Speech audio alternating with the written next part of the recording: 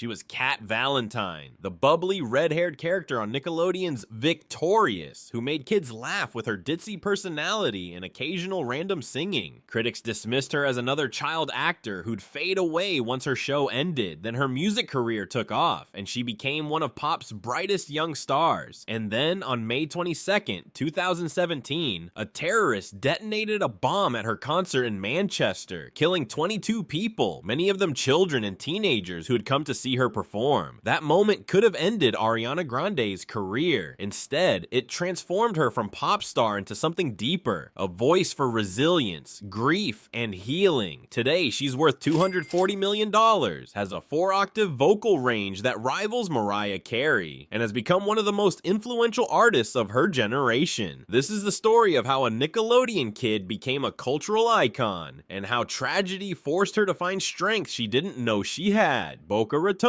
Florida, June 26th, 1993. Ariana Grande Butera was born into a family that would soon separate, with her parents divorcing when she was young. But even as a child, Ariana had something that separated her from other kids with stage dreams. A voice that shouldn't have been physically possible for someone her size. 4 octaves. That's Ariana's vocal range. For context, most professional singers have a range of about 2 octaves. Ariana could hit whistle tones that only a handful of singers in history have mastered, including Mariah Carey and Minnie Riperton. This wasn't a cute kid who could carry a tune. This was genuine, extraordinary vocal talent that adults twice her age couldn't match. At 15, Ariana made her Broadway debut in 13 the Musical in 2008. Broadway at 15 isn't unusual for talented kids, but it demonstrated Ariana's work ethic and ability to handle professional demands. She wasn't playing around with childhood dreams. She was building a resume and developing skills that would serve her throughout her career. Then came 2010 and Nickelodeon's Victorious. The show starred Victoria Justice as a talented singer attending a performing arts high school. Ariana played Cat Valentine, a character so bubbly and airheaded that she seemed almost aggressively cheerful. The character's trademark was her red hair, not Ariana's natural brunette, and her tendency to speak in a high-pitched, childlike voice. The show made Ariana famous with the tween demographic, but here's the problem with that kind of fame. It typecast her as a child actor in a children's show playing a not very bright character. When Victorious ended in 2013, Ariana faced the same challenge as every Nickelodeon graduate. How do you convince the entertainment industry you're more than the character kids know you as? Ariana's answer was simple: let them hear me actually sing.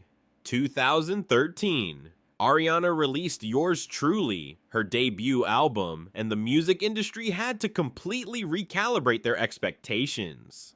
This wasn't Nickelodeon soundtrack filler or teen pop designed for 12-year-olds. This was R&B influenced pop with sophisticated production, mature themes, and vocal performances that made critics compare her to Mariah Carey, one of the greatest vocalists in music history. The lead single The Way, featuring Mac Miller, became Ariana's breakout moment. The song showcased her range, her control, and her ability to deliver emotional depth that went far beyond anything Cat Valentine would sing. It hit number 9 on the Billboard Hot 100, and suddenly, Ariana Grande wasn't a Nickelodeon kid trying to have a music career. She was a legitimate pop artist who happened to have started on Nickelodeon. The comparisons to Mariah Carey weren't just lazy journalism. Ariana possessed similar whistle register capabilities, melismatic runs, and the ability to make technically difficult vocals sound effortless. She studied Mariah's technique, incorporated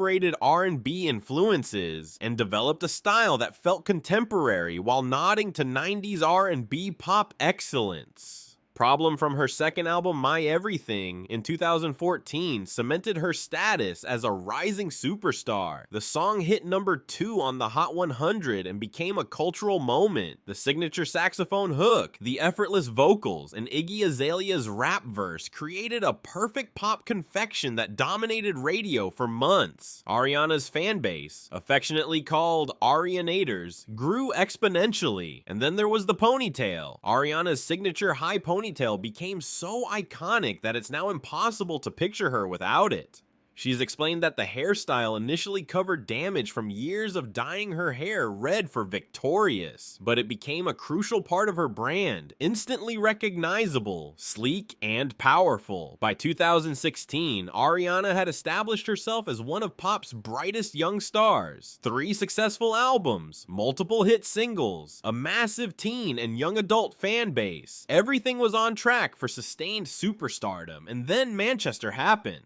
May 22nd, 2017, Manchester Arena, England. Ariana had just finished performing at a sold-out show when a terrorist detonated a homemade bomb in the venue's foyer as fans, many of them children and teenagers, were leaving. 22 people were killed. Over 800 were injured, many catastrophically. Parents came to pick up their children and found crime scenes instead. Kids who'd gone to see their favorite pop star singing about love and empowerment were murdered for the crime of enjoying music. Ariana was devastated in ways that the public couldn't fully grasp. These weren't abstract victims, these were her fans. Children who loved her music, who'd come to see her perform, who died because they attended her concert. The psychological weight of that guilt, irrational but overwhelming, nearly broke her. She suspended her tour immediately. She posted on social media, "Broken from the bottom of my heart. I am so sorry. I don't have words." The trauma was immediate and severe. Ariana has since spoken openly about developing PTSD, panic attacks, and anxiety so intense that she couldn't function normally for months afterward. Most 23-year-old pop stars would have retreated from public life indefinitely after experiencing something like Manchester. The trauma alone would justify stepping away. The fear that another attack could happen would paralyze anyone. Ariana Grande made a different choice. She returned to Manchester 2 weeks later to organize and headline the One Love Manchester benefit concert. Think about the courage that required. Returning to the city where your concert had just been bombed. Performing for 50,000 people while knowing that another attack was possible. Standing on stage and telling traumatized fans in a grieving city that hate and fear wouldn't win. The concert raised over $23 million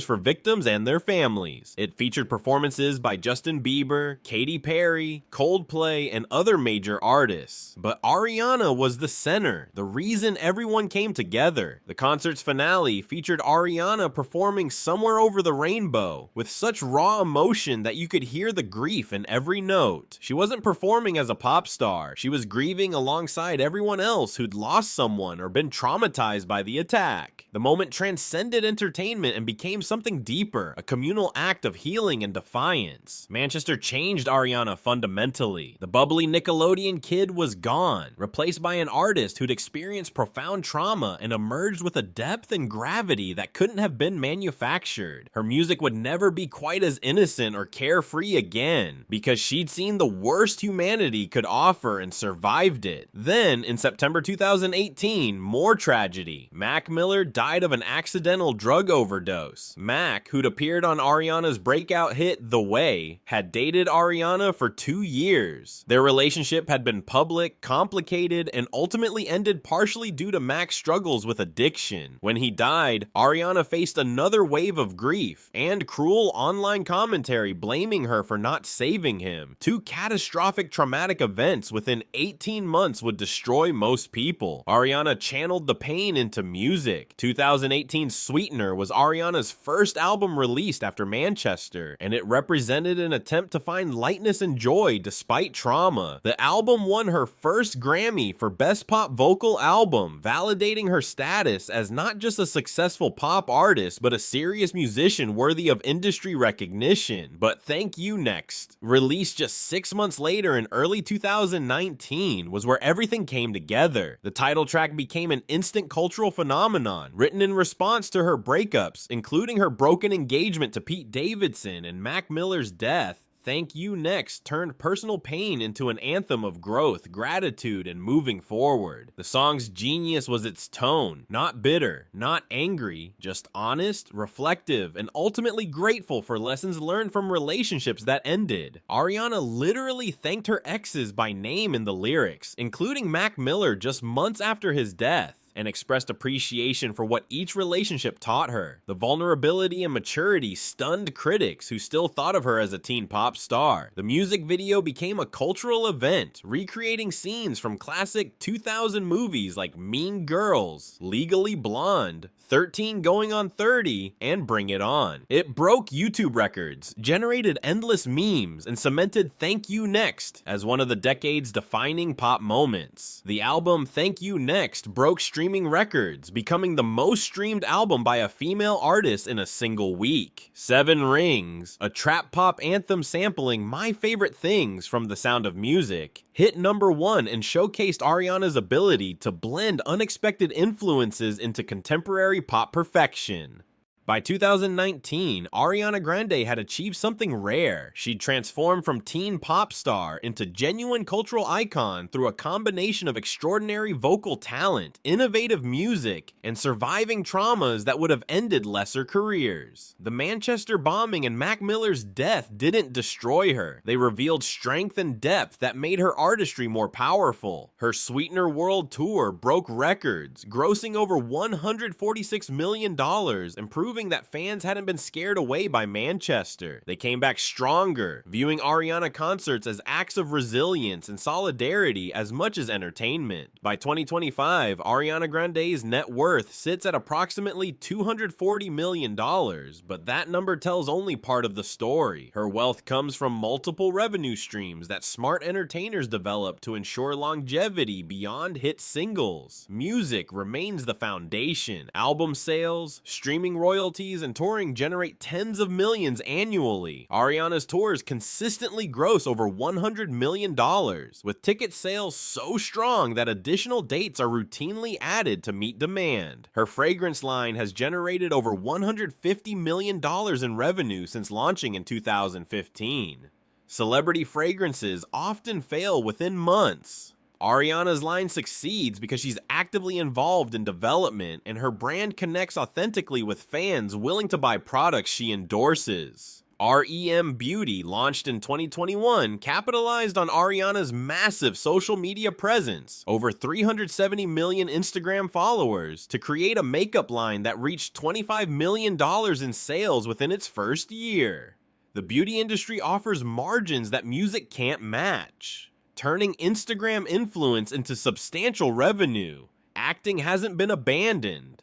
Ariana returned to her theatrical roots with Wicked in 2024, playing Glinda in the long-awaited film adaptation of the beloved musical. The role demonstrated she could still act, still handle musical theater demands, and had the star power to carry a major studio tentpole film. Endorsement deals with major brands add millions more. Companies pay premium rates to associate with Ariana's brand. Young, fashionable, vocally talented, and with a fan base that spans from teenagers to adults who grew up watching Victorious. Her personal life remains tabloid fodder. Marriage to real estate agent Dalton Gomez in 2021, divorce in 2023, and current relationship with Wicked co-star Ethan Slater keep her in headlines. But Ariana has learned to maintain boundaries, sharing what she chooses while keeping genuinely private matters away from public consumption. At 31, Ariana Grande's career is far from over. The Wicked film introduces her to new audiences. New music continues releasing. Tours continue breaking records. The business empire keeps expanding, but her legacy is already secure. A Nickelodeon kid who became one of the greatest vocalists of her generation. An artist who transformed unspeakable tragedy into music that helped millions heal. A businesswoman who built a $240 million